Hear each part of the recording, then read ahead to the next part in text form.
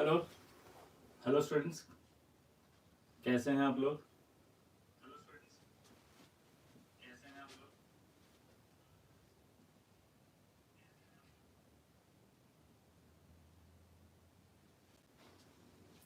Good afternoon, fine, good morning, good morning.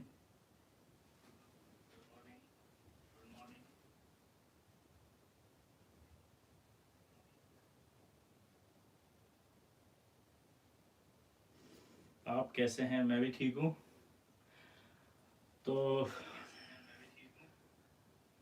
एकदम बढ़िया हैं गुरुदेव। शुभम वर्मा जी, धन्यवाद, बहुत स्मार्ट लग रहे हैं आप डीपी में।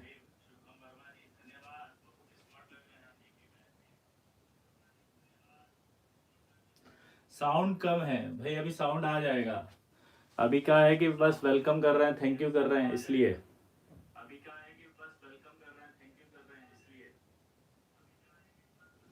सर स्टार्ट करो बिना देरी के, बिल्कुल स्टार्ट कर रहे हैं।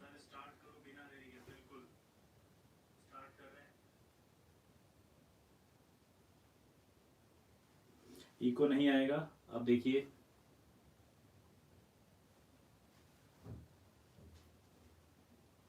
कंफर्म कीजिए कि इको नहीं आ रहा है।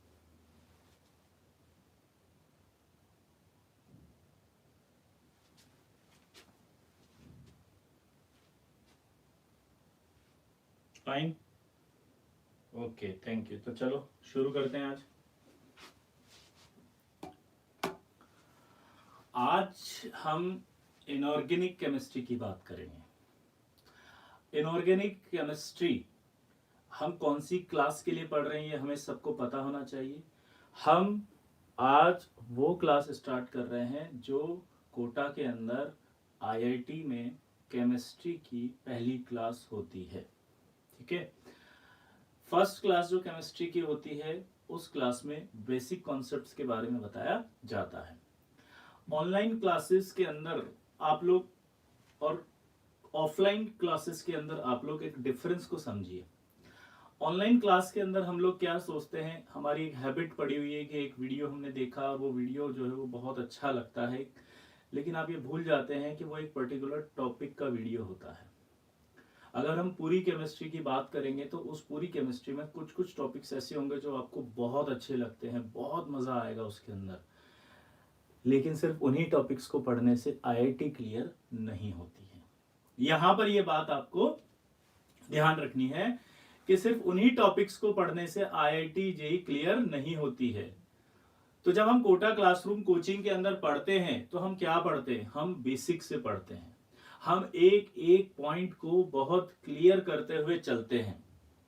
अब जब हम इस तरह से यहाँ ऑनलाइन क्लासेस के अंदर स्टार्ट करेंगे तो हो सकता है कि कुछ बच्चों को ऐसा लगे कि अरे विजय सर तो इतना सिंपल बता रहे हैं, सर तो बहुत छोटी छोटी बातें बता रहे हैं, ये बातें तो हमें पहले से आती हैं। तो मैं आपको यहां बता दूं कि जब भी आईआईटी की कोचिंग पढ़ने विद्यार्थी आते हैं तो उनकी कैटेगरी अलग अलग होती है।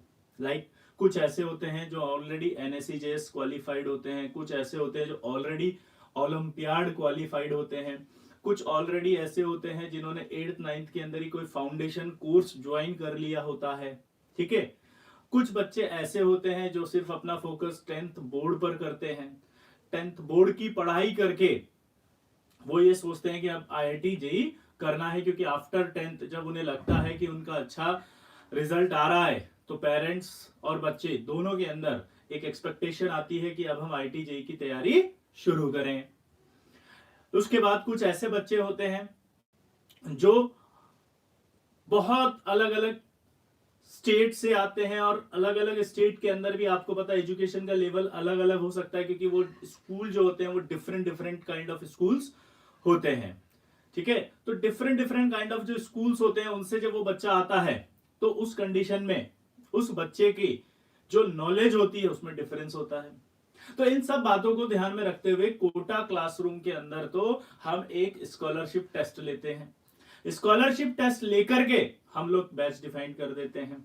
तो हमारे पास ये कैटेगरियां डेवलप हो जाती है कि भाई इस बच्चे को अभी ये पढ़ाना, इसको ये पढ़ाना, इसको ये पढ़ाना, इसको ये पढ़ाना। तो एक माइंडसेट होता है क्लासरूम टीचिंग के अंदर कि आपको क्या डिलीवर करना है। लेकिन अब जब ऑनलाइन की बात आ रही है, तो ऑनलाइन में अब आप कौन से स्टूडेंट्स ऐसे हैं जो मुझे सुन रहे हैं, ये मुझे नहीं पता है। हो सकता है कि आप वैसे विद्यार्थी हो जिन्होंने पहले से NECJS की या केमिस्ट्री ओलंपियाड की या कोई अदर कॉम्पिटिटिव एग्जाम की या कोई फाउंडेशन कोर्स ज्वाइन किया हुआ हो, तो उसको काफी कुछ आता होगा। कुछ ऐसा होगा जो बिल्कुल जीरो लेवल से पढ़ना चाहता होगा। कुछ ऐसा होगा जिसे IIT सिर्फ तभी करनी हो जब वो सोचे कि सर आप पढ़ाओगे मैं घर पे पढ़ लूंगा, आप जो पढ़ाओगे मैं सब कर लूंगा, बस IIT निकल जाए। तो मैं आपको यहां पर ये क्लियर कर दूं कि IIT JEE तब निकलती है जब हम पूरे टॉपिक को, पूरे चैप्टर को पूरे 2 साल तक रिवाइज करते रहते हैं, पढ़ते रहते हैं। तो यहां जो भी विद्यार्थी अभी बैठे हैं और जिन्हें लगता है कि मेरे को आता है या मैंने फाउंडेशन पढ़ा है और वो मेरी क्लास में ऐसा फील करे कि यार सर ये तो मुझे सब थोड़ा बहुत आता था, तो मैं उन सभी विद्यार्थियों से ये कहना चाहूंगा कि वो ऐसा समझ के क्लास को अटेंड करे कि हमारा रिवीजन हो रहा है। क्यों? क्योंकि मैं एक चीज को यहां कहना चाहता हूं कि हमारे को किसी भी एग्जाम को क्लियर करने के लिए उस एग्जाम्स के जो बेसिक्स हैं वो क्लियर होने चाहिए। अगर हम बेसिक्स क्लियर नहीं करेंगे तो फिर आपका जो है वो जो भी कॉन्सेप्ट है वो वीक रह जाता है, उस कॉन्सेप्ट की जो डेप्थ है वो वीक रह जाती है। जनरली हमें IIT का एक मीनिंग पता होता है कि भाई किसी किताब में इतना लिखा है और वो हमें आना चाहिए, लेकिन ऐसा नहीं होता है। हमें हर चीज पता होनी चाहिए जो JEE के सिलेबस में है, और हर चीज उसी डेप्थ तक पता होनी चाहिए जिस डेप्थ तक एक टॉपिक है। आपने कभी भी देखा होगा 10th क्लास के अंदर जब हम पढ़ते थे तो हमारा एक स्टेटमेंट आता था कि नहीं मेरा मैथ्स तो बहुत अच्छा है, मेरा फिजिक्स बहुत अच्छा है, या मेरी इंग्लिश बहुत अच्छी है, लेकिन जैसे SST का नाम आता था तो थोड़ा सा हम पीछे हट जाते थे, अरे बाप रे SST कौन याद करेगा। लेकिन मैं यहाँ पर ये कहना चाहता हूँ कि क्या 10th बोर्ड में 98% या 95% या 90% अगर आपको लाने हो तो क्या आप SST को अवॉइड कर सकते हैं? तो आपका आंसर होगा नहीं। तो यहां पर भी क्या हो रहा है कि JEE के अंदर आपको पूरा टॉपिक प्लस चैप्टर प्लस पूरी केमिस्ट्री आनी चाहिए, और उसके लिए आपको हर टॉपिक उसी डेप्थ में आना चाहिए जिस डेप्थ में वो है JEE के सिलेबस से रिलेटेड। तो हम यहां पर जब भी क्लासरूम कोटा के अंदर चालू करते हैं, क्लासरूम कोचिंग के अंदर कोटा में, तो हम बिल्कुल बेसिक से चालू करते हैं और बेसिक से ले जाकर के डेप्थ तक ले जाते हैं। यहां पर ये वो नहीं है कि सिर्फ एक वीडियो बना दिया गया और उस वीडियो को आप देख रहे हैं और उस वीडियो में आपको मजा नहीं आया, तो यहां पर ये आपके वीडियोस का मजा लेने के लिए वीडियो नहीं है, ये आपको पूरी केमिस्ट्री सिखाने के लिए वीडियो है। और केमिस्ट्री सिखाने के लिए हमें आपको बेसिक से चालू करते हुए पूरी डेप्थ तक ले जाना पड़ेगा, और आपको इन लेक्चर्स की वैल्यू सिर्फ तभी समझ में आएगी जब आप लास्ट तक क्लासेस अटेंड करेंगे। जिस दिन आखिरी क्लास होगी और आपको बोला जाएगा कि आपका सिलेबस कंप्लीट, तब आप महसूस करेंगे कि आपका जो डिफरेंस है किसी दूसरे स्टूडेंट से वो कितना बड़ा हो गया है, आप कितने ज्यादा नॉलेजेबल हो गए हैं, आप कितने ज्यादा कॉन्फिडेंट हो गए हैं, आपका जो कॉन्फिडेंस लेवल है वो JEE को लेकर के कितना इंक्रीज हुआ है।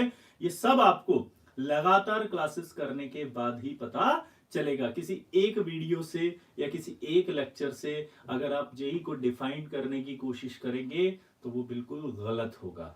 तो मेरी आपसे यहां पर ये रिक्वेस्ट है, जितने भी बच्चे यहां बैठे हैं वो सब इस लॉकडाउन का पूरा फायदा उठाएं। जब भी आपको लेक्चर्स के बारे में इंफॉर्मेशन हो आप वो लेक्चर जरूर देखें, और जरूर देखने के बाद उनसे सीखें। अब हम यहां पर पढ़ाई कैसे करेंगे? Same as Kota classroom coaching, मैं आपको यहां पर बेसिक से केमिस्ट्री पढ़ाऊंगा। बेसिक से केमिस्ट्री पढ़ाने के बाद मैं आपको एक होमवर्क दूंगा। वो होमवर्क आप न्यूक्लियस वेबसाइट पर जाकर के अपलोड करेंगे PDF की फॉर्म में, फिर आप उसको सॉल्व करेंगे, फिर आप उसको सॉल्व करने के बाद मुझसे पूछेंगे, मैं वो डिस्कस करूंगा। ठीक है? तो जैसे क्लासरूम में होता है वैसे के वैसे ही चलेगा, लेकिन उसका बेनिफिट तभी होगा जब आप रेगुलर रहेंगे, क्योंकि कोटा कोचिंग क्लासरूम की सबसे बड़ी खासियत ये कि बच्चा रोज क्लास में आता है, रोज क्लास में आएगा तो रोज सुनेगा, रोज सुनेगा, रोज होमवर्क करेगा, रोज सुनेगा, रोज होमवर्क करेगा, तो एक दिन ऐसा आएगा जब ये सिलेबस कंप्लीट होगा। और जब आप सिलेबस कंप्लीट कर लेंगे तो आपको सारा केमिस्ट्री समझ में आ जाएगा। तो आपसे जो रिक्वेस्ट है, आप समझ पा रहे हैं? आपको जो मैं समझाने की कोशिश कर रहा हूँ वो समझ में आ रही है? समझ में आने के लिए आपको 3 बातें समझ में आनी चाहिए। पहली, कि ये कोई ऐसे वीडियोस नहीं है जो कि आपको बहुत इंटरेस्टिंग लगे और आपको बहुत मजा आए और आपने एक वीडियो 30 मिनट 35 मिनट का देखा और मजा आ गया, वैसा नहीं है। ये आपको सिखाने वाले वीडियोस हैं। दूसरा, आपको यहाँ पर ये समझना पड़ेगा कि यहाँ पर आपको रेगुलर रहना है, ठीक है। और तीसरा, आपको समझना पड़ेगा कि जो होमवर्क मिला है उसे आप रेगुलर करें। जब तक आप उसे रेगुलर नहीं करेंगे, आपकी सीखने की जो टेंडेंसी है वो वीक हो जाएगी, आप उसमें कमजोर हो जाएंगे। आपको लेक्चर के अंदर जो डेप्थ हम दे रहे हैं उस डेप्थ का मीनिंग ही समझ में नहीं आएगा। आपको लगेगा ये क्यों बोल रहे हैं सर, मुझे तो समझ में आ गया, लेकिन वो आपको नहीं आया होगा, ठीक है। क्योंकि जेई में आप नोटिस करिए, आप कितने भी वीडियोस देख लीजिए, कहीं भी कोई भी वीडियो देखने के बाद आप किसी जेई के सवाल को करके देखिए, आपसे नहीं होता है। अब वो समझ में ही नहीं आता कि क्या हुआ। उसका एक रीजन है, उस जेई के सवाल के अंदर पुराने जो भी आपने जेई के सिलेबस से रिलेटेड कॉन्सेप्ट पढ़े वो सब मिक्स होते हैं। और जेई की सबसे खूबसूरत बात यह है कि वो कौन से कॉन्सेप्ट से बनाएगा कभी पता नहीं होता, क्योंकि हर बार नया क्वेश्चन फ्रेम होता है। अब आपके मन में डाउट आ रहा होगा कि ये क्लासेस कौन सी हैं। तो ये क्लासेस आपके जेई मेंस, जेई एडवांस की हैं।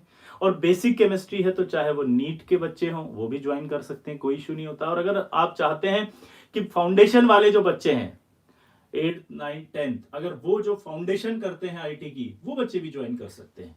तो आप जितने भी बच्चे यहाँ सुन रहे हैं उनको ये मैं क्लियर कर दूं कि अगर अब स्टूडेंट 8th 9th या 10th का है और वो फाउंडेशन क्लास ज्वाइन करना चाहता तो ये लेक्चर उसके लिए भी हेल्पफुल है।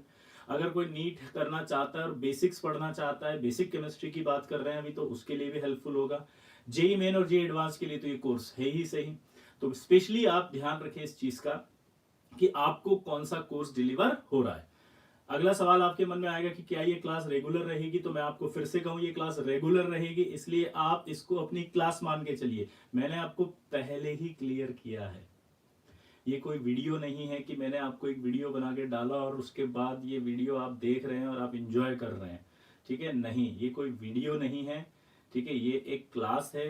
एक वीडियो में और एक क्लास में बहुत अंतर होता है।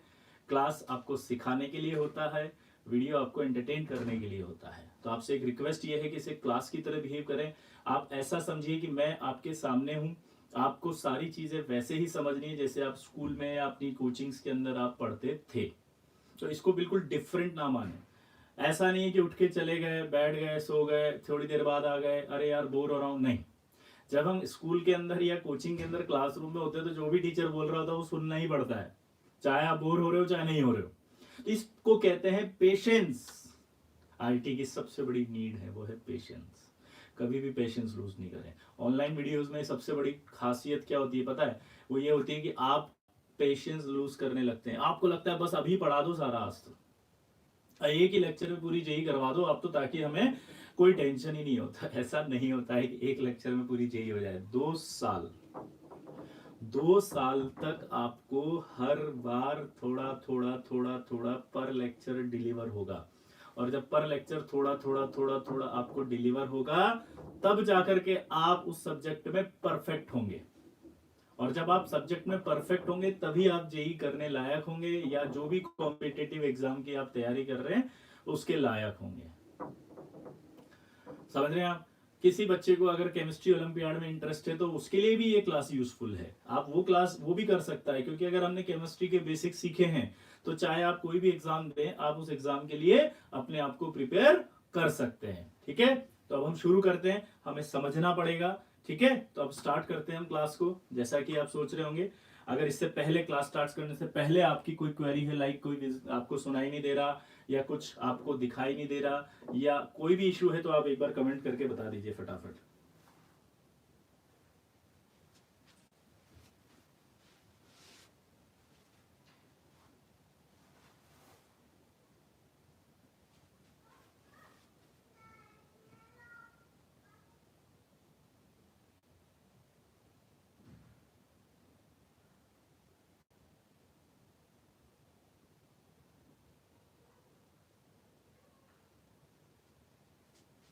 टुडेज टॉपिक मैंने बताया बेसिक केमिस्ट्री यानी इनऑर्गेनिक केमिस्ट्री। ठीक है, हम केमिस्ट्री क्या होती है वहीं से शुरू करते हुए चलेंगे। अभी आप देखिएगा जब क्लास स्टार्ट होती है तो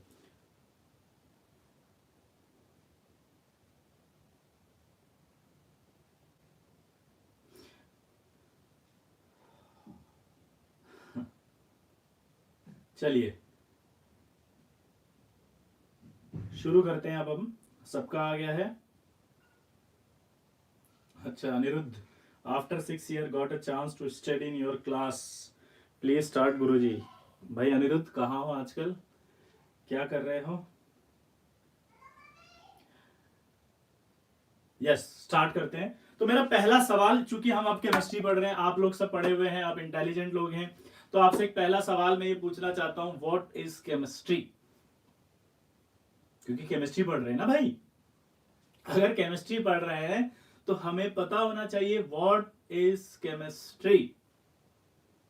व्हाट इज केमिस्ट्री? चलिए बताइए, सोचिए, जवाब दीजिए, क्या होती है केमिस्ट्री? 2 मिनट का समय आपके पास, जल्दी सोचिए और कमेंट करिए, मैं देख रहा हूं।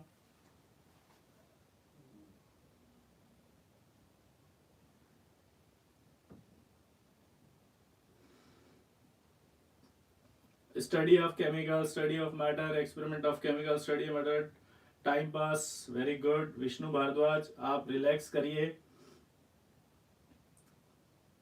क्योंकि अगर आपकी आईटी जेई को लेकर के ये फीलिंग है तो फिर आप कैसे करेंगे?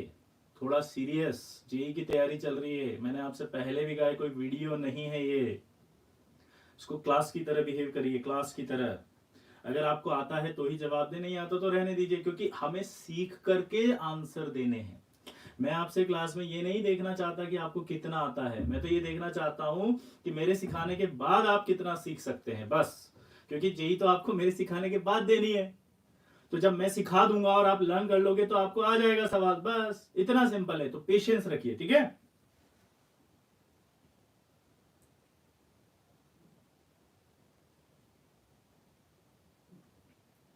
काफी बच्चों ने लिखा है, चलिए मैं बताता हूं एग्जैक्ट क्या होता है, सुनिए। Chemistry is a branch of physical science. Chemistry is a branch of physical science which deals study of matter. अब आप ध्यान से देखिएगा यहाँ पे, chemistry is the branch of physical science which deals study of matter.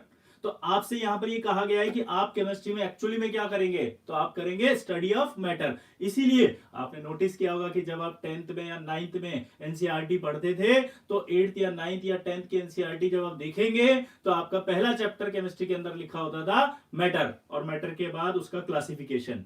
तो आप दिमाग लगाइए कि मैटर पहला क्यों लिखा होता था, क्योंकि मैटर के बारे में अगर आपको नहीं पता है तो आप केमिस्ट्री पढ़ ही नहीं सकते। क्योंकि केमिस्ट्री क्या होती है?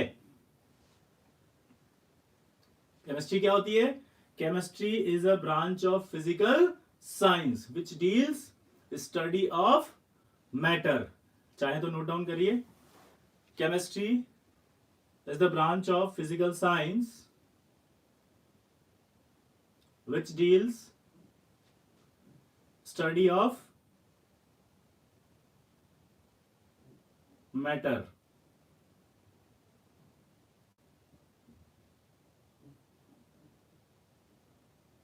which deals study of matter।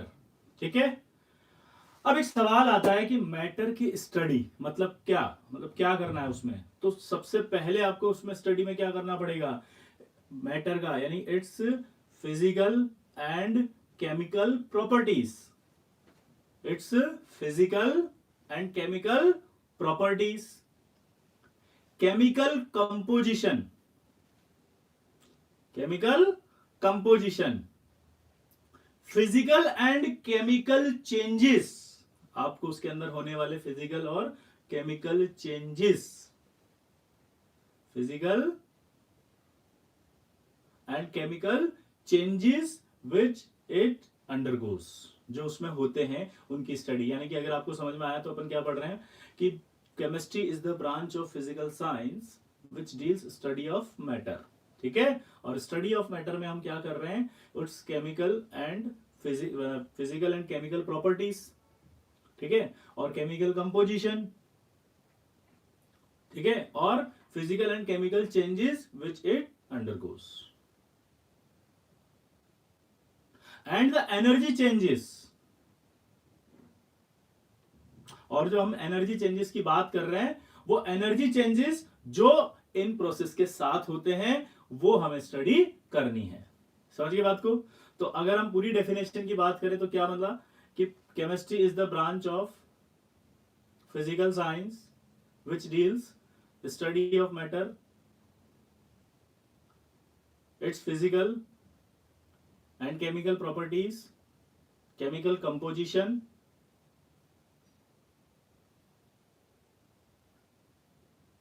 physical and chemical changes which it undergoes and the energy changes accompany these process।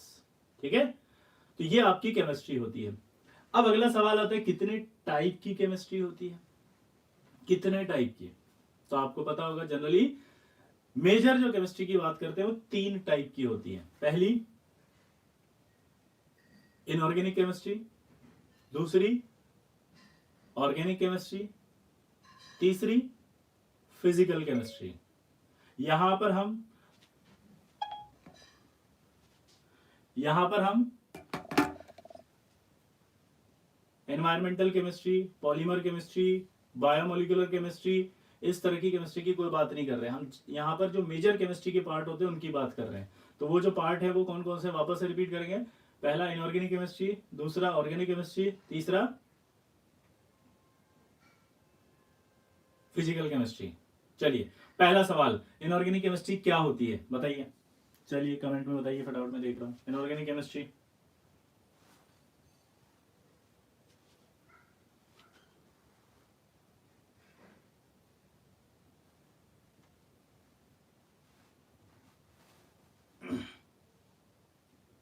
Other than carbon? नहीं, पूरी डेफिनेशन बताइए भाई।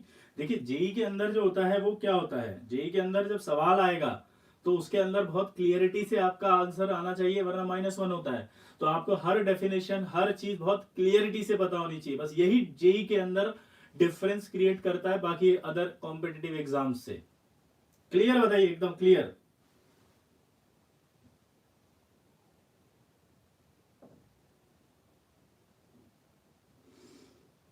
Yes it is too hot there because पंखा और AC नहीं चला सकते, वरना आपके पास आवाज आएगी, साउंड प्रॉब्लम आएगा।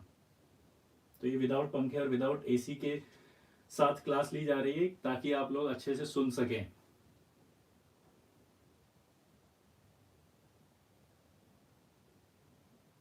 नंद गोपाल चौबे तुम बताओ।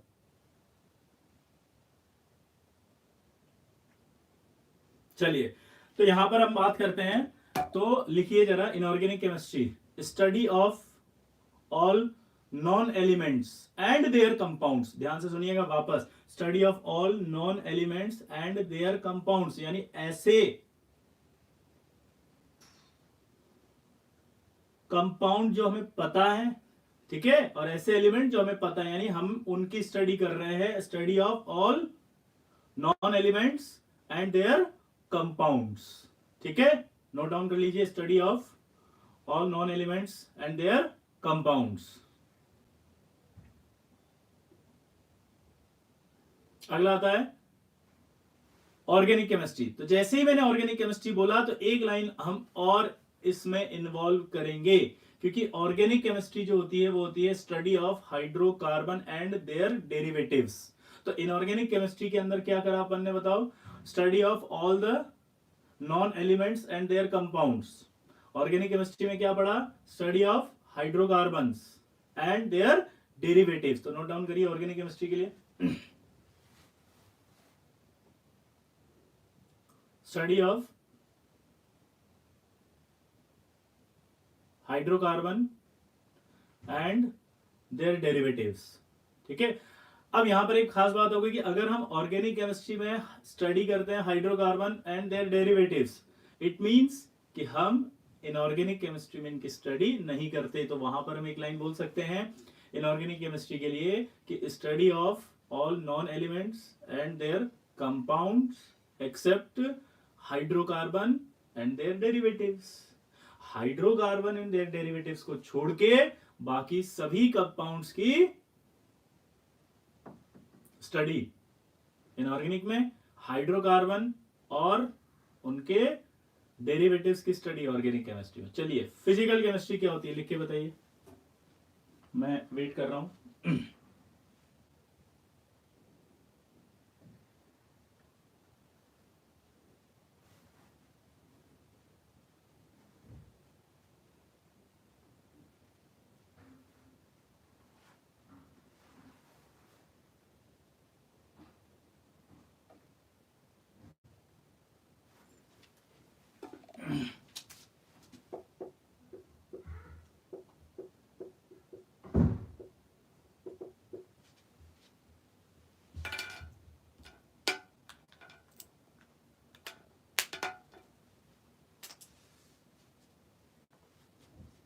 देखिए अब आप कितने अजीब अजीब से आंसर्स आ रहे हैं कि study of chemistry mathematically is called physical chemistry, study of physical properties of chemical substance is called physical chemistry.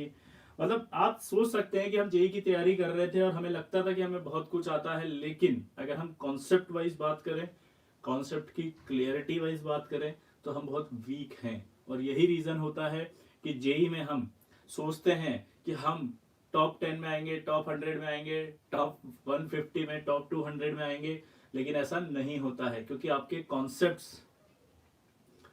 आपको सिर्फ सरफेस नॉलेज पर पता होते हैं, आपको डेप्थ नहीं पता होती, या यूं कहें आपको उसकी क्लियरिटी नहीं आती है। तो बेसिकली आपको क्लियरिटी और उसकी डेप्थ दोनों सीखनी है, ठीक है।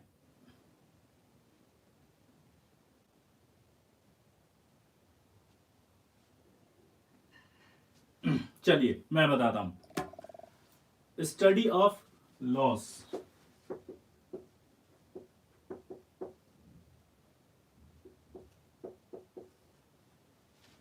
स्टडी ऑफ लॉज, जितने भी लॉज हम पढ़ते हैं, लाइक आपने पढ़े होंगे चार्ल्स लॉ, बायल्स लॉ, जितने भी सारे आते हैं आपके, वो आपने सब जो लॉज पढ़े हैं वो लॉज की स्टडी जब की जाती है तो उसे फिजिकल केमिस्ट्री कहते हैं। क्लियर। तो study of laws governing physical and chemical changes, तो ये कहलाती है फिजिकल केमिस्ट्री। याद वापस से नोट डाउन कर लीजिए चाहे तो, study of laws governing physical and chemical changes, तो ये आपकी कहलाती है फिजिकल केमिस्ट्री। क्लियर। तो बेसिकली जो है वो 3 केमिस्ट्री हमने पढ़ी, बाकी और मैंने अभी आपको बताया था, लाइक पॉलीमर केमिस्ट्री भी होती है, एनवायरमेंटल केमिस्ट्री भी होती है, लाइक आपके बायोमोलिकुलर केमिस्ट्री भी होती है। तो ये केमिस्ट्रियां हम नहीं डिफाइन करते क्योंकि हमारे लिए मेजर जो है वो 3 केमिस्ट्री ही यूजफुल होंगी, ठीक है। अब बात कर रहे हैं कि हम क्या पढ़ेंगे, तो मैं आपको यहां पर पढ़ाऊंगा वो है इनऑर्गेनिक केमिस्ट्री।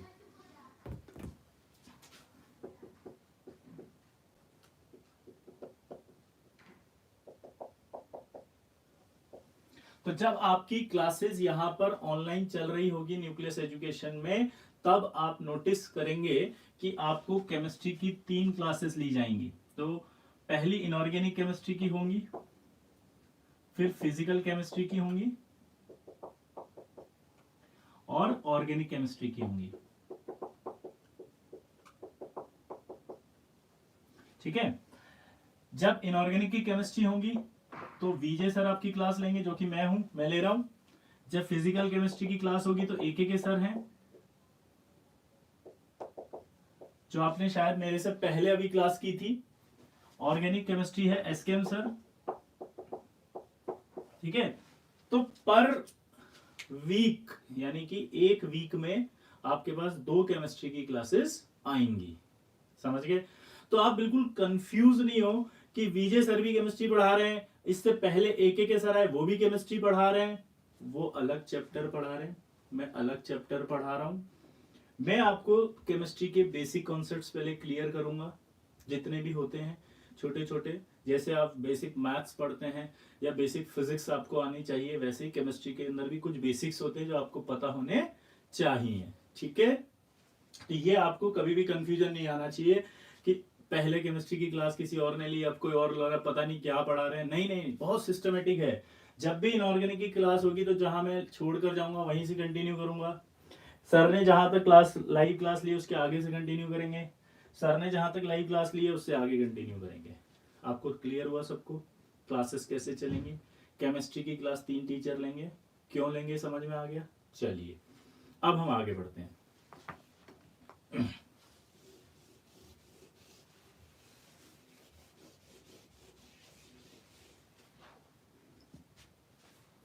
अब अगर हम बात करते हैं यहां पर, तो हमें सबसे पहला क्वेश्चन आता था कि मैटर की स्टडी करना ही केमिस्ट्री कहलाता है। तो सवाल आता है मैटर क्या होता है? चलिए बताइए फटाफट, मैटर की डेफिनेशन बताइए जल्दी से।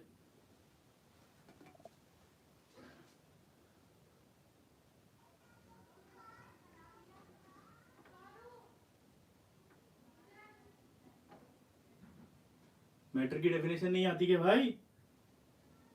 वेरी गुड, ये आंसर आया, anything that has mass and occupies space. Very good. अच्छा, पहले वाली क्लास में ये सब बताया था क्योंकि वो भी बेसिक चालू किया होगा उन्होंने शायद एटम से। कोई बात नहीं, चलिए तो मैटर की बात अपन करते हैं तो फटाफट फिर इसको थोड़ा सा आगे बढ़ा लेते हैं। मैटर किसे कहते हैं? Anything that has mass and occupies space. अब बात आती है कि मैटर जो है उसका क्लासिफिकेशन। तो मैटर का जो क्लासिफिकेशन है वो क्या होता है? देखो, पहला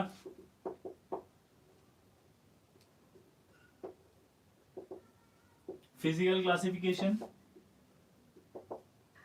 और दूसरा केमिकल क्लासिफिकेशन।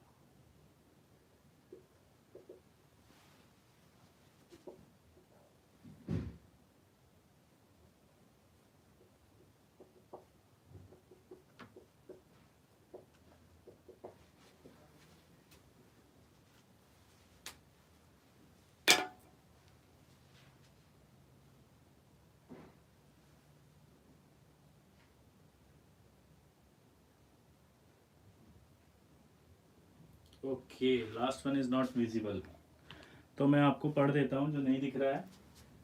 एलिमेंट, सबसे पहले तो मैटर की बात करते हैं। तो matter anything that has mass and occupies space. Clear? अब हम बात करते हैं यहाँ पर मैटर का क्लासिफिकेशन दो तरह से होता है, एक फिजिकल क्लासिफिकेशन और एक केमिकल क्लासिफिकेशन। फिजिकल क्लासिफिकेशन में सॉलिड, लिक्विड और गैस तीन पार्ट में डिवाइड किया है। केमिकल क्लासिफिकेशन में प्योर और मिक्सचर। प्योर और मिक्सचर, प्योर को दो हिस्सों में डिवाइड किया है, पहला एलिमेंट, दूसरा कंपाउंड। मिक्सचर दो तरह के होते हैं, होमोजेनस और हेट्रोजीनस। कंपाउंड दो तरह के होते हैं, एक ऑर्गेनिक कंपाउंड और एक इनऑर्गेनिक कंपाउंड।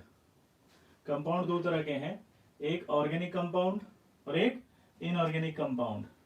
एलिमेंट आपको सबको पता है, मेटल, मेटलॉइड्स और नॉन मेटल्स। तो जो नहीं विजिबल हो रहा था वो समझ में आया। कंपाउंड पहला इनऑर्गेनिक, दूसरा ऑर्गेनिक, और एलिमेंट मेटल, मेटलॉइड और नॉन मेटल।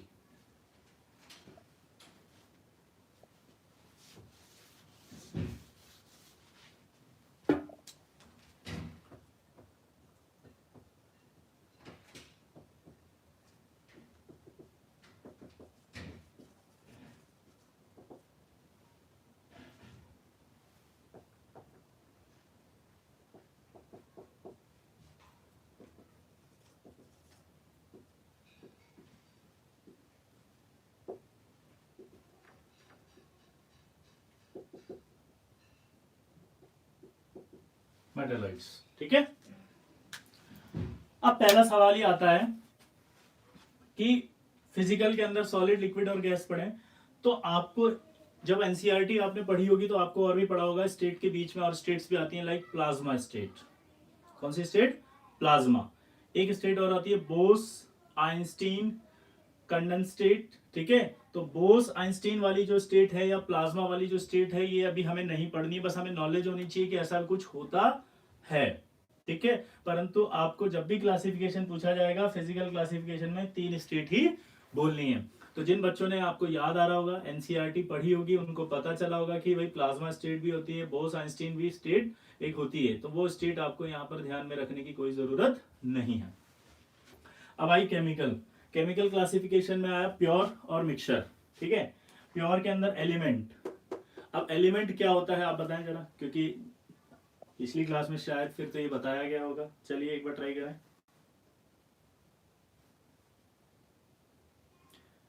यस, डीपीपी आज मिलेगी अभी और अपलोड करनी है। अभी इससे रिलेटेड हम डीपीपी आपको देंगे, वो वेबसाइट पर जाकर के अपलोड करिएगा।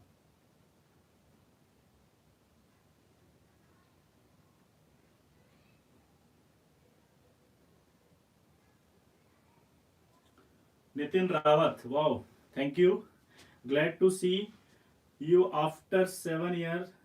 ठीक है, it's feeling same like 2013, nothing has change, currently studying in IIM, give my regards to Anna sir, SKM sir and AKK sir.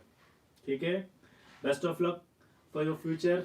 IIM में आप पढ़ाई कर रहे हैं, इन बच्चों को भी आप इस तरह से मोटिवेट करिए कि ये भी एक दिन IIM में जाएं, IIT क्रैक करें और बहुत अच्छा फ्यूचर बनाएं। चलिए आगे, एलिमेंट। चलिए देखते हैं अब एलिमेंट की जब हम बात करते हैं तो एलिमेंट क्या होते हैं। देखिए, element substances that are made by same type of atoms, like जैसे मैंने कहा सोडियम एलिमेंट, तो सोडियम एलिमेंट का मीनिंग होगा कि वो सेम टाइप ऑफ एटम से बना हो, लाइक इसीलिए जब हम सोडियम एलिमेंट बोलते हैं तो इसका मीनिंग सोडियम एटम भी निकलता है, क्योंकि जब हम कहते हैं एलिमेंट तो एलिमेंट का मीनिंग है सेम टाइप ऑफ एटम्स से मिलकर बना, यानी एलिमेंट एक बहुत बड़ा ग्रुप हो गया जो सेम टाइप ऑफ एटम से बना हो। कंपाउंड किसे कहते हैं? Yes, compound. अगर हम कंपाउंड की बात करते हैं तो कंपाउंड क्या होता है? जो 2 और more than 2 type of element से मिलकर बना हो इन अ फिक्स्ड रेशियो। जैसे अगर हम वाटर की बात करें तो वाटर के अंदर आप सबको पता है कि H2 प्लस O2 है, तो ये H2O बनेगा। रेशियो बताएं इसका, तो फिक्स रेशियो होना बहुत जरूरी है। ठीक है, तो हम क्या बोलते हैं? कंपाउंड। और कंपाउंड के बारे में आपको पता ही है कि कंपाउंड तो ऑर्गेनिक और इनऑर्गेनिक। एलिमेंट के बारे में भी आपको पता है, मेटल होता है, मेटलॉइड्स होते हैं और नॉन मेटल्स होते हैं। मिक्सचर की बात करते हैं, होमोजेनस और हेट्रोजेनस। अब यहां आया होमोजेनस। ये आपने मान लीजिए एक ग्लास ऑफ वाटर है, इस ग्लास ऑफ वाटर में आपने NaCl यानी कि सॉल्ट, यानी कि आपका जो नमक है, देश का नमक, टाटा नमक, वो आपने डाल दिया और उसको डिसॉल्व किया। तो जब आपने इसको डिसॉल्व किया तो टाटा नमक पूरा डिसॉल्व हो गया है, देखिए आप। ठीक है, कोई भी ले सकते हैं, टाटा है जो भी है। तो ये आपका जो भी सॉल्ट है वो आपने डिसॉल्व किया, और वो अगर डिसॉल्व हो गया तो वो सभी जगह इक्वली डिस्ट्रीब्यूट हुआ है। यानी कि ऐसा मिक्सचर जिसमें सभी component through out the mixture same होना चाहिए, through out the same composition होना चाहिए, तो हम उसे कहेंगे होमोजेनस। और हेट्रोजेनस का मीनिंग क्या होगा?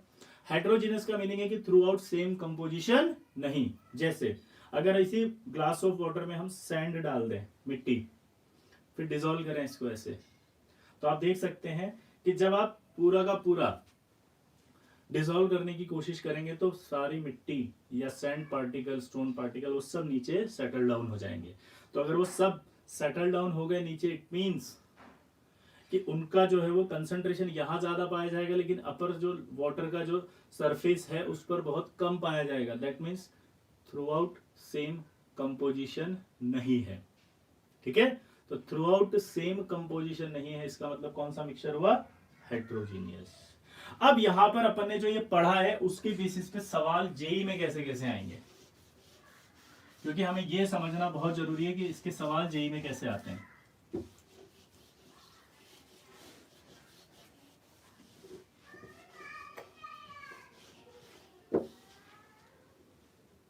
तो आपसे पहला पूछेगा प्योर सब्सटेंस। प्योर सब्सटेंस में आपसे बोलेगा एलिमेंट कौन कौन है, ठीक है। और आपसे फिर बोलेगा कि कंपाउंड कौन है, ठीक है। और कंपाउंड के अंदर वो, ठीक है ना। फिर आपसे पूछेगा कि मिक्सचर कौन है, और मिक्सचर के अंदर आपको बताना है कि होमो है या हीट्रो है, ठीक है। तो जरा शुरू करते हैं। हीलियम,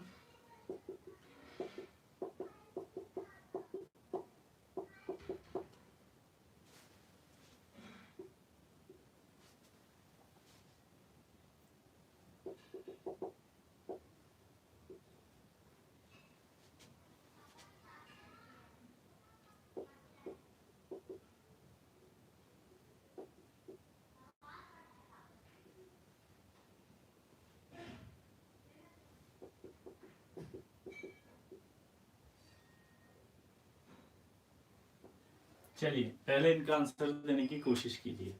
आपको यहाँ पर ये बताना है कि ये क्या है, मिक्सचर है तो मिक्सचर में कौन से मिक्सचर हैं, कंपाउंड है तो कौन सा है, प्योर है तो कौन सा है। ट्राई करिए।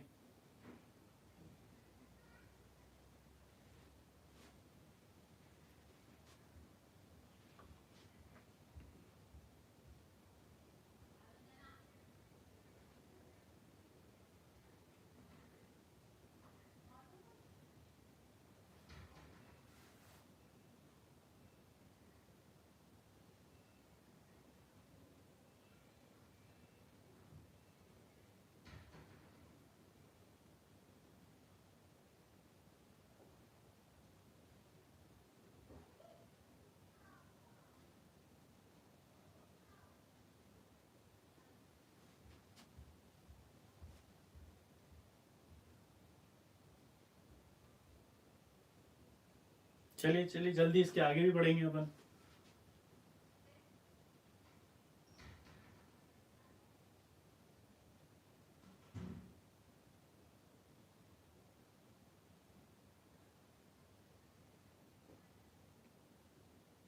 चलिए तो अब आंसर देखते हैं। पहला, अगर हम हीलियम की बात करें तो हीलियम क्या है, एलिमेंट। हीलियम क्या है, एलिमेंट। हीलियम को एलिमेंट कहा गया है, आपको सबको पता है। और एलिमेंट हमेशा क्या होते हैं, प्योर। Fe भी एलिमेंट है, तो एलिमेंट है तो क्या हुआ, pure. Black phosphorus, black phosphorus की बात करें अगर अपन, तो ब्लैक फास्फोरस के अंदर आपको पता होना चाहिए कि ये एक एलोट्रॉप है। फास्फोरस के 3 एलोट्रॉप होते हैं। पहला व्हाइट फास्फोरस, रेड फास्फोरस और ब्लैक फास्फोरस। और आपको सबको पता है कि जो एलोट्रॉप्स होते हैं वो प्योर होते हैं, क्योंकि वो एलिमेंट ही है एक तरह से। एलिमेंट जब नेचर के अंदर डिफरेंट क्रिस्टलाइन स्ट्रक्चर्स में मिलता है तो वो एलोट्रॉप की फॉर्म में कहा जाता है। और एलोट्रॉप उन्हें कहा जाता है जिनमें डिफरेंट बॉन्डिंग पाई जाती है, ठीक है।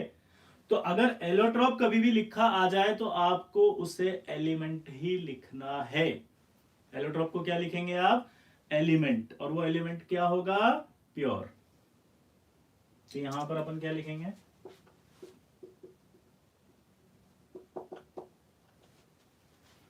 प्योर।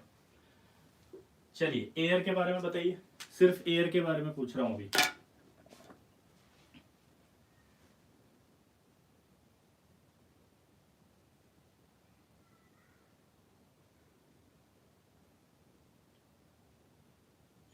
एयर एयर एयर,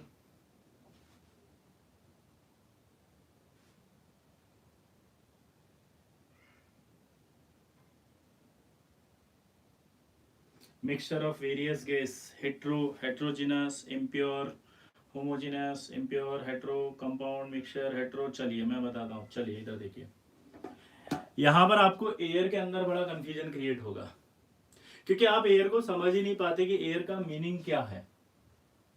ठीक है, एयर जो है, अब देखिए आप अभी थोड़ी देर पहले तक क्या हो रहा था कि जब आपको पढ़ाया जा रहा था तो आपको ऐसा लग रहा होगा कि क्या पढ़ाया जा रहा है, कुछ भी तो नहीं है। लेकिन जब हम सवालों में एंटर कर रहे हैं तब हम सवालों में कंफ्यूज हो रहे हैं। ठीक है, अब हमें इन्हीं सवालों के थ्रू अपनी थ्योरी को और स्ट्रॉन्ग करना है, क्योंकि जेई में सवाल ही बहुत टफ आते हैं, जेई में सवाल बहुत सिंपल आते हैं, लेकिन कब, जब आपको सवाल की थ्योरी आती है तो वो सिंपल हो जाता है, जब आपको सवाल की थ्योरी नहीं आती तो वो टफ हो जाता है। ठीक है, एयर, एयर एक्चुअली में एक होमोजीनियस मिक्सचर है। क्या है? होमोजीनियस, क्योंकि जितने भी आपके पास गैसेस होंगी उन सभी का जो डिस्ट्रीब्यूशन होगा वो इक्वल होगा। जब भी गैसों को आप अगर मिक्स करते हैं तो through out the same composition होता है। जैसे आपको एक एग्जांपल के थ्रू बताता हूं कि आज मैं यहां खड़ा हूं, ठीक है, मैं जब यहां खड़ा हूं तो इस जगह की जो एयर है उसमें नाइट्रोजन, ऑक्सीजन और जो भी अदर गैसेस है लाइक CO2, H2S, वो सब मिक्स्ड हैं, लेकिन उन गैसों का परसेंटेज अलग अलग है। उन गैसों का परसेंटेज अलग अलग है, लेकिन उन गैसों का डिस्ट्रीब्यूशन सेम है। आप समझ रहे हैं मेरी बात को? यहां मैं जितना ऑक्सीजन ले पा रहा हूं उतना ही ऑक्सीजन आप भी ले पा रहे हैं। ऐसा नहीं है कि उस ऑक्सीजन का जो परसेंटेज था वो सारा का सारा डिस्ट्रीब्यूटेड फॉर्म में सिर्फ मेरे ही पास है, आपके पास वो ऑक्सीजन का जो परसेंटेज है वो नहीं है। यानी कि जो भी परसेंटेज है, चाहे वो आपके 22% हो, चाहे वो आपके 0.03% हो CO2 का, उसका जो डिस्ट्रीब्यूशन होगा एयर में वो थ्रू आउट सेम होगा। और ये हम स्ट्रेटोस्फीयर तक मानते हैं। ठीक है, उसके आगे की बात नहीं कर रहे हैं, क्योंकि नेक्स्ट डाउट आपके मन में आएगा, यूनिवर्स में जाएंगे तो चेंज हो जाएगा। नहीं, हम सिर्फ जो भी बात कर रहे हैं स्ट्रेटोस्फीयर की, जहां तक हमें अर्थ क्रस्ट जिसे कहा जाता है, हमारी केमिस्ट्री में मैक्सिमम जो भी स्टडी हो रही है वो अर्थ क्रस्ट की है। ये बातें आपको बहुत ध्यान रखनी पड़ेंगी। आप लोग अगर पढ़ना चाहते हैं सच में जेई को तो ये बहुत अच्छी चीज है, बहुत अच्छा लगता है आपको पढ़ने में। तो स्ट्रेटोस्फीयर, ये अर्थ क्रस्ट तक ही आपको सारी स्टडी करनी है, और अर्थ क्रस्ट तक हमेशा गैसों का जो डिस्ट्रीब्यूशन है वो थ्रू आउट सेम रहता है। इसीलिए एयर को होमोजीनियस कहते हैं। नोट करके लिखो इसको।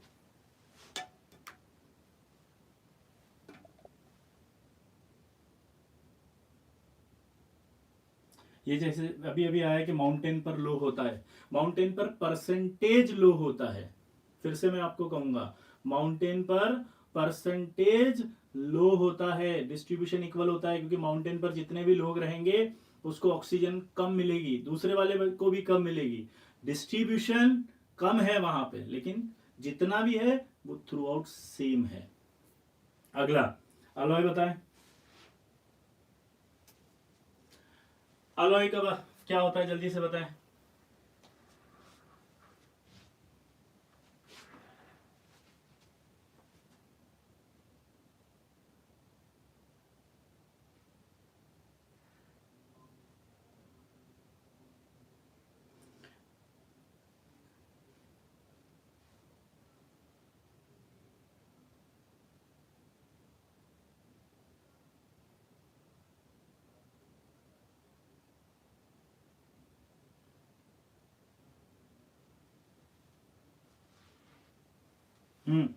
जल्दी जल्दी जल्दी जल्दी जल्दी।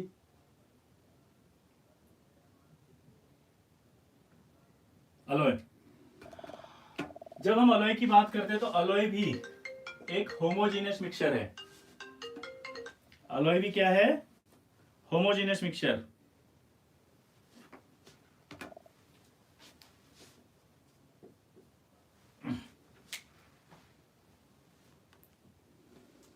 अब ये अलॉय होमोजीनियस मिक्सचर कैसे, ये भी नहीं समझ में आ रहा। अलॉय होमोजीनियस मिक्सचर है, उसका एक रीजन है कि जब हम कभी भी दो सॉलिड्स को मिक्स करते हैं तो उनको मिक्स करने पर, फिर से मैं कहूंगा, आप बताएं कंफ्यूज किस में हो रहे हैं, परसेंटेज में और डिस्ट्रीब्यूशन में। हमने यहाँ परसेंटेज अलग अलग हो सकती है, लेकिन जो भी परसेंटेज हो, जैसे मैं आपको एक एग्जांपल के थ्रू समझाता हूँ। लाइक मैंने आपका क्या लिया, एक ग्लास वाटर, उस एक ग्लास में इतना सा नमक डाला, तब भी जो सॉल्यूशन बनेगा वो क्या होगा, होमोजीनस। मैंने अगर उसमें थोड़ा ज्यादा नमक डाल दिया तब भी क्या होगा, वो होमोजीनस। मीनिंग जब पहले डाला तो कम नमक डाला, लेकिन जितना भी नमक डाला वो सभी जगह इक्वली डिस्ट्रीब्यूट हुआ था। ज्यादा नमक डाला तब भी वो सभी जगह इक्वली डिस्ट्रीब्यूट हुआ था। तो जिस बच्चे ने अभी पूछा था कि माउंटेन पर ऑक्सीजन लो होती है, तो फिर से बोल रहा हूं, माउंटेन पर ऑक्सीजन लो है तो उसका परसेंटेज लो हुआ है, इसलिए डिस्ट्रीब्यूशन में कोई फर्क नहीं पड़ा, distribution through out the same है। इसीलिए सभी लोगों को माउंटेन पर ऑक्सीजन कम महसूस होती है। डिस्ट्रीब्यूशन अगर अलग हुआ अगर, तो क्या होगा कि एक एरिया में ऑक्सीजन सबको बहुत ज्यादा मिल रही होगी और एक एरिया में सबको ऑक्सीजन बहुत कम मिल रही होगी, तो हिट्रोजीनस होगा। डिस्ट्रीब्यूशन सेम नहीं है। अलॉय भी बनाते हैं तो जो भी मेटल्स को अलॉय फॉर्म में लिया जाता है उन सब के अंदर डिस्ट्रीब्यूशन सभी का सेम रहता है। परसेंटेज अलग अलग हो सकते हैं, किसी में कोई दूसरी मेटल 0.3% होती है, किसी में 3%, किसी में 5%, किसी में 50%, जितनी भी हो वो डिस्ट्रीब्यूशन सेम रखेगी। अब एक बच्चे ने इसमें लिखा था कि एयर में डस्ट होती है, वो होती है, बेटा वो डस्ट वगैरह जैसे एयर में आप मिलाओगे तो वो एरोसोल बनता है, और वो एरोसोल जो होता है वो तो कोलाइडल सॉल्यूशन कहते हैं, और कोलाइडल सॉल्यूशन सारे हेट्रोजीनस होते हैं। अभी जस्ट हम इसके बाद उसी स्टेप पर आने वाले हैं, आप बड़ा पेशेंस रखिए, धीरे धीरे हम सारी क्लियरिटी पर जाएंगे। एक ही लेक्चर में आधे घंटे या एक घंटे में हम बहुत कुछ नहीं पढ़ सकते हैं, क्योंकि हम जेई की तैयारी कर रहे हैं, जेई मेन और जेई एडवांस की तैयारी कर रहे हैं, तो हमें हर चीज पर बहुत ध्यान से समझना पड़ेगा, ठीक है। टैप वाटर की बात करें, अब देखिए यहां पर ध्यान से देखिए, मैंने लिखा है टैप वाटर। टैप वाटर होता है नल का पानी, नल का जो पानी होता है उस पानी में बैक्टीरिया निकलते हैं, उस पानी में कंपोजिशन जो है वो सभी जगह बैक्टीरिया का अलग अलग हो सकता है, इसलिए टैप वाटर हेट्रोजीनस मिक्सचर है। लेकिन अगर मैं सिर्फ यहां पर वाटर लिखता तो वो कंपाउंड हो जाता, ठीक है। तो नोट डाउन करिए, tap water heterogeneous. CCl4 plus water, CCl4 plus water, चलो बताइए फटाफट।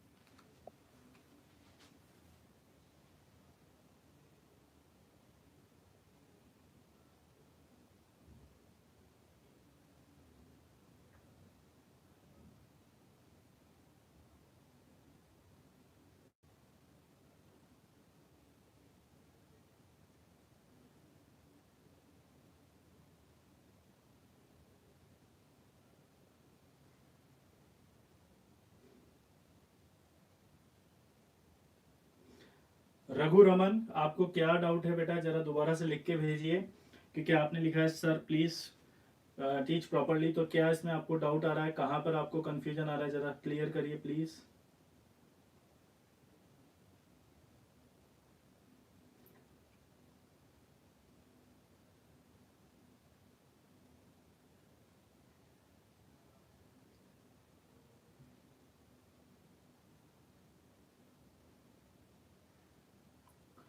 Okay, alloy is a homogeneous mixture, it's not a heterogeneous, because the distribution of the all elements or atoms equally throughout the mixture, so that's why they are called homogeneous. So all alloys are homogeneous without any tension, okay. So and same as air, अगर हम air की बात करेंगे तो same as air भी क्या होगा, homogeneous. अब आप CCl4, what about CCl4 plus,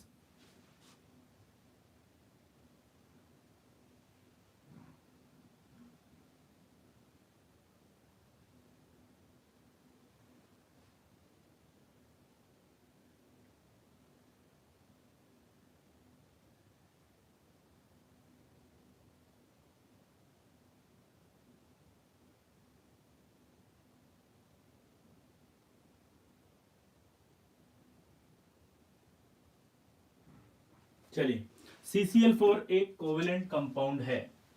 अब जिन जिन बच्चों को एक कोवेलेंट कंपाउंड है ये नहीं मालूम,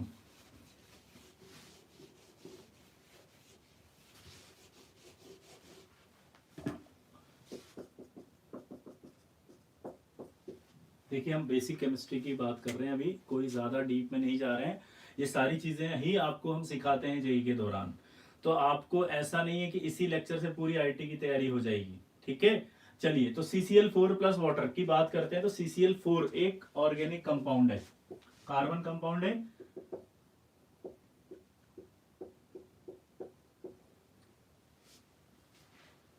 ठीक है, तो ये आपका एक ऑर्गेनिक कंपाउंड है। क्लियर। ऑर्गेनिक कंपाउंड जो होता है उसको अगर हम वाटर में डालते हैं तो आपने अगर 9th या 10th में पढ़ा होगा, लाइक डिजोल्व लाइक। क्या? लाइक डिजोल्व लाइक, यानी कि पोलर पोलर में ही सॉल्युबल हो सकता है। लाइक पोलर पोलर में ही सॉल्युबल हो सकता है। तो लाइक डिजोल्व लाइक, अगर लाइक डिजोल्व लाइक की हम बात करें तो ये इसमें सॉल्युबल नहीं है, क्योंकि ये ऑर्गेनिक कंपाउंड है। Organic compound generally non polar होते हैं। CCl4 एक नॉन पोलर कंपाउंड है। पानी में जब आप डिजोल्व करोगे तो ये पूरी तरह डिजोल्व नहीं होगा। तो ये डिजोल्व नहीं होगा, इसलिए ये कैसा मिक्सचर होगा बताओ, बोलो? Heterogeneous. It is a heterogeneous mixture. Reason? CCl4 water में डिजोल्व नहीं होता। क्लियर। अगला नेक्स्ट, अगर मैं ऑयल प्लस वाटर लेता तो? चलो आंसर दो।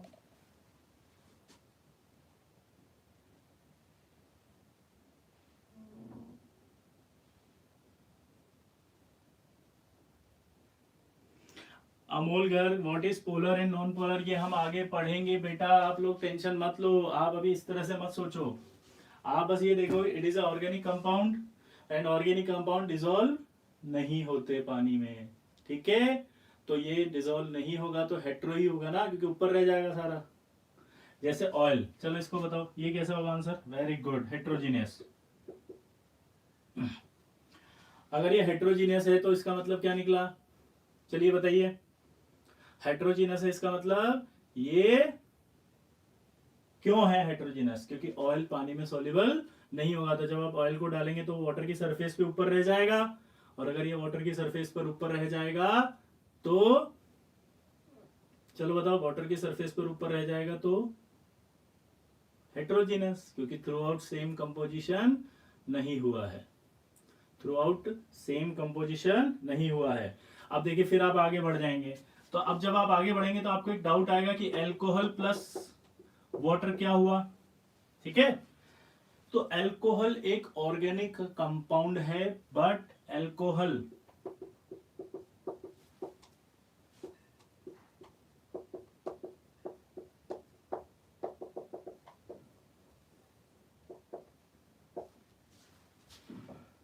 Alcohol forms H bond with water.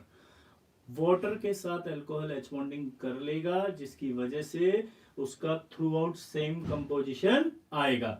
अब आपको फिर नेक्स्ट डाउट आएगा, H बॉन्डिंग क्या होती है? ये सारे टॉपिक आएंगे। पानी के साथ कैसे करता है? वो भी सारे टॉपिक आएंगे। ये कैसे हुआ? ये भी सारे टॉपिक आएंगे। अभी हम सिर्फ जनरल पढ़ रहे हैं, बेसिक्स। यही 2 साल तक पूरा पढ़ना है हमें। तो जब आप 2 साल हर चीज को पढ़ेंगे तभी हम आपके सारे टॉपिक क्लियर कर पाएंगे। ठीक है, तो आप प्लीज समझने की कोशिश करिए। एक लेक्चर में हम आपकी पूरी केमिस्ट्री नहीं क्लियर कर सकते, पेशेंस रखना पड़ेगा।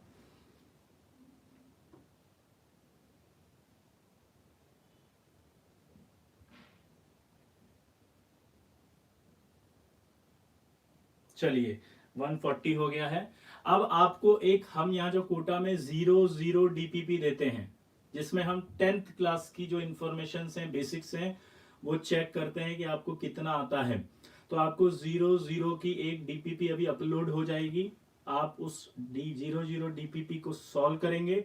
हम उस 0 DPP को क्लास में, नेक्स्ट क्लास जब होगी उसमें डिस्कस करेंगे, और आप ये अच्छे से पढ़कर आएंगे, क्योंकि मैं अब इसमें और अच्छे लेवल के, एडवांस लेवल के, हाई फाई सवाल जो होते हैं, जो आपने कभी किसी किताब में नहीं देखे ना सुने होंगे, वो सवाल हम करेंगे आगे। डेप्थ, इसको कहते हैं डेप्थ। धीरे धीरे हम आगे बढ़ेंगे। ठीक है, तो वो DPP आपको जो मिलेगी 0 से डाउनलोड करें और उसको सॉल्व करके लाएं। ठीक, थैंक यू।